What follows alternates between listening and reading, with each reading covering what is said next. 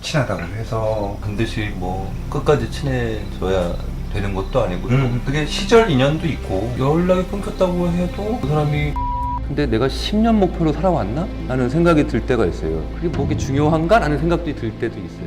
그냥 저는 하루하루 잘 살고 싶고 지금 놓여져 있는 거 하다 보면 내가 살면서 지금까지 큰 문제가 없었다고 하면 내가 내 모습을 솔직하게 보여줘도 그렇게 문제가 있지는 않다. 제가 되게 막 힘들었었을 때 나무가 이렇게 한 그루가 있었는데 저 나무를 이렇게 막 보고 있었어요. 저는 왜 이렇게 마음이 나약하고 마음이 흔들리고 막 그럴까요? 이랬는데 오빠가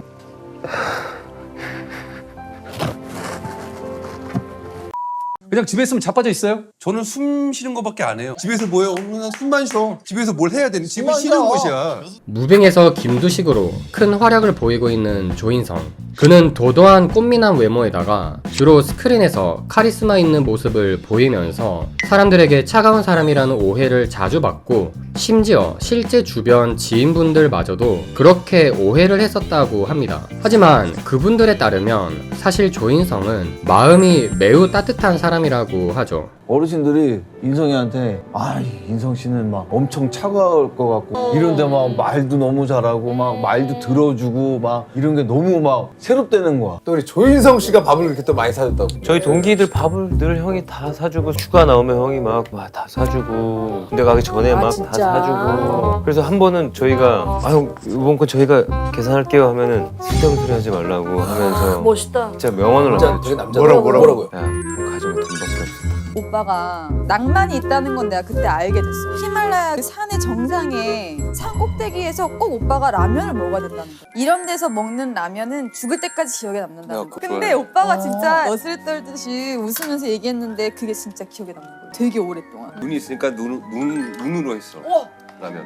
진짜로 기억에 남을 만한 추억이 됐어요. 오빠 덕분에. 한효주뿐 아니라 박보영도 이렇게 조인성을 완전 달리 본 적이 있다고 하는데요. 오빠는 진짜 어려웠는데 저가 진짜 어려웠어요. 왜냐면 막 뭐 보여지는 게 약간 어떻게 보면은 좀 차가울지 모르겠는데 제가 되게 막 힘들었었을 때 나무가 이렇게 한 그루가 있었는데 저 나무를 이렇게 막 보고 있었어요. 저는 왜 이렇게 마음이 나약하고 마음이 흔들리고 막 그럴까요? 이랬는데 오빠가 저 나무가 얼마나 됐을 것 같네요. 그래서 뭐 저보단 진짜 오래됐겠죠. 이랬는데 야 제가 얼마나 땅 깊숙이 뿌리를 받고 있겠니. 저 나무도 바람에 흔들리는데 사람 마음이 흔들리는 건 너무 당연하지 않겠니? 이러면서 자기 쓸데없는 얘기를 했구만. 저한테는 진짜 컸었어요. 근데 진짜로. 그런데 이렇게 사람들에게 따뜻한 조인성이 사실 사람들과 굳이 연락하지 않고 지낸다고 하면 믿으시겠습니까?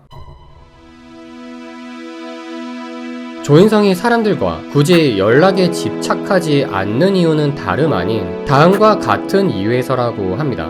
그럼 왜 친할까? 그런 이유는 쓸 필요가 없는 거라고 나는 생각해요. 친하다고 해서 반드시 뭐 끝까지 친해져야 되는 것도 아니고 그게 시절 인연도 있고 먹고 살기 바쁘다 보니까 잠시 연락이 끊길 때도 있고 뭐 그런 걸 봤을 때 연락이 끊겼다고 해도 그 사람이 나를 떠나갔다고 생각하지 않는 그런 사람들이 있잖아. 그런 거 아닐까? 그냥 이유보다는 그냥 언제나 만나면 그냥 가장 나다운 내 모습을 보여줄 수 있는 어떤 신뢰가 있을 때 이렇게 조인성은 인간관계에서 본질적이고 핵심적인 것에 집중한다는 철학을 지니고 있는데요. 그래서 그는 여기서 더 나아가 다음과 같은 말을 덧붙였죠. 이제는 점점 나이가 들수록 내가 내 모습을 보여줄 수 있는 사람들을 찾게 되고 그 사람만 만나고 싶게 되고 안 그러면 못 만나? 이유는 뭐 사실은 되게 간단하다고. 스트레스 안 받으는 거. 그렇습니다. 그는 인간관계에서 스트레스를 안 받으려 한다는 말을 했는데요. 아니, 어떻게 인간관계를 스트레스 안 받고 편하게만 하려 하냐? 라고 생각하실 수 있지만 인간이라면 인간관계는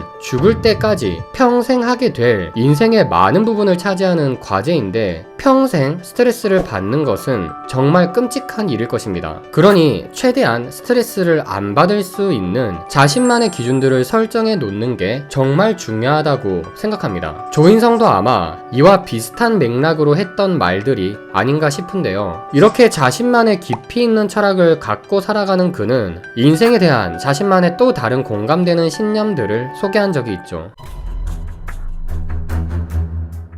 원래 조인성은 과거에 행복해지기 위해 정말 많은 노력을 기울였다고 합니다. 옛날에는 행복해야 돼 막 거기 빠져 있었던 것 같아. 하지만 그는 어느 날 이런 생각들은 오히려 강박을 만들고 오히려 삶을 더 불행하게 만든다는 것을 깨달았죠. 막 행복해야 돼 이것도 강박 아니냐는 거야. 나 행복한 게 따로 없다고 생각해. 지금 문제 없으면 행복한 거야. 행복이라는 게 따로 있는 건 아니더라고요. 내가 느끼기엔 지금 사실은 그 보물을 놓치고 있었지 않았나 라는 생각이 들 때가 좀 있어. 지금 뭐 문제가 없으니까 그게 행복인 것 같아. 다른 게 행복이 아니야. 나는 행복이라는 정의를 그렇게 내려. 더 나아가 그는 인생을 살면서 굳이 미래의 목표를 갖고 살지도 않는다고 합니다. 왜 촬영을 할까 하면 하다 보니까 계속 하게 되는 것 같아. 근데 내가 10년 목표로 살아왔나? 라는 생각이 들 때가 있어요. 그게 뭐게 중요한가? 라는 생각이 들 때도 있어요. 그냥 저는 하루하루 잘 살고 싶고 지금 놓여져 있는 거 하다 보면 10년이 되더라고요. 내가 원하는 대로 되지 않는 것도 내 인생이고 삶인 것 같은데 어제와 같은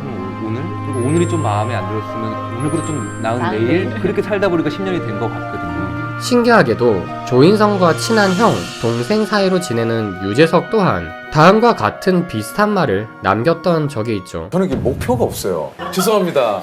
많이 실망하셨죠?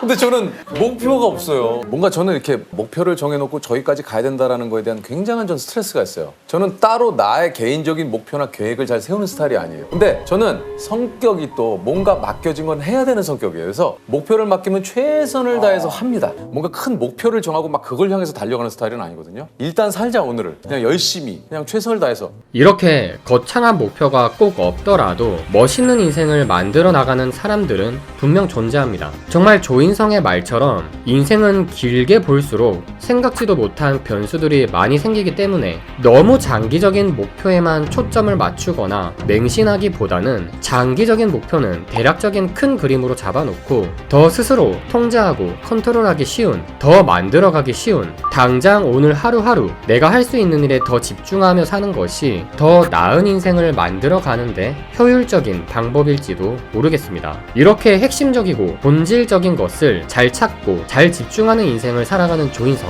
이런 그의 씀씀이 또한 정말 배울 점이 많다는 생각이 들었습니다. 옛날에는 뭐 차 욕심 뭐 이런 게 있잖아요. 저는 시계 욕심도 없고 근데 뭐 그런 것들이 다 별로 의미가 없어지고 그냥 잘만 먹었으면 좋겠다. 이거 먹으려고 일하는 건데 그거는 아끼고 싶지 않더라. 조인성은 원래 매우 소심했던 성격이었다고 합니다. 어딜 가도 사람들 앞에서 자신을 거의 드러내지 못했다고 하죠. 나는 내가 연기를 되게 하고 싶었거든. TV에 내가 나오는 모습을 내가 보고 싶었어. 근데 막상 봤는데 되게 좀 창피하더라고. 하지만 그는 인생을 살면서 현재 큰 문제만 없어도 행복의 상태인 것이라는 철학처럼 사람 앞에 나를 드러내는 것도 마찬가지로 나에게 큰 문제만 없으면 아무 일도 아니라는 것을 점점 깨닫게 됩니다. 어느 순간부터 그냥 그런 생각이 들더라고. 자신감을 좀 갖자. 내가 살면서 지금까지 큰 문제가 없었다고 하면 내가 내 모습을 솔직하게 보여줘도 그렇게 문제가 있지는 않다. 난 그렇게 생각해.